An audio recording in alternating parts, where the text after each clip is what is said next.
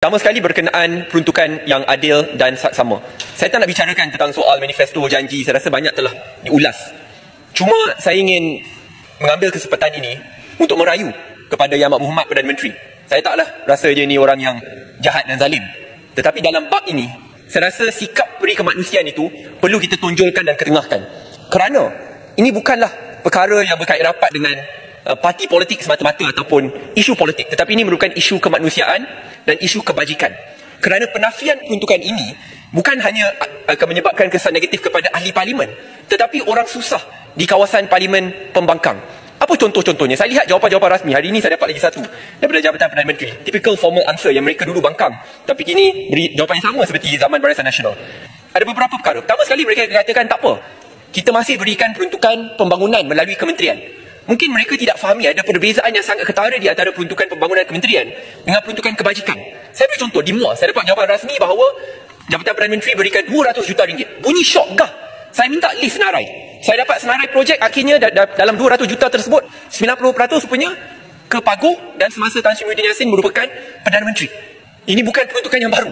Pada masa yang sama, peruntukan yang kedua pun adalah peruntukan yang telah diluluskan sejak tahun 2018. Tak ada yang baru pun. Tapi yang lebih mencemaskan, saya beri contoh. Apabila orang kawasan, saya lihat ramai di pembangkang di sini, datang minta, mereka mahukan bakul makanan, mereka perlukan kerusi roda, perlukan susu formula, perlukan pampers. Mana mereka nak pergi? Mereka pergi ke Jabatan Kebajikan tak ada, kata tak ada peruntukan, pergi jumpa ahli parlimen. Ahli parlimen kata tak ada peruntukan.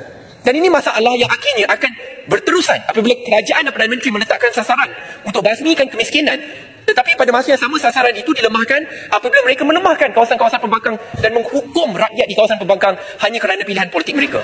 Saya rasa tindakan itu adalah tindakan yang zalim. Dan tindakan itulah yang perlu kita lawan berhabis-habisan. Nasihat saya adalah ini.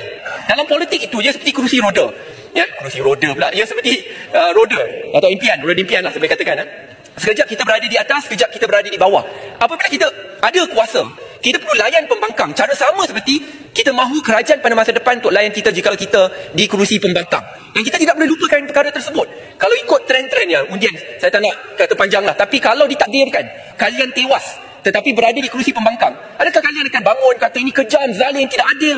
Tetapi apabila kalian berada di kerusi kerajaan, kalian tidak lakukan apa-apa pun. Itu merupakan perkara yang hipokrit yang perlu kita tentang dan lawan bersama, Tuan Jadi Pertua.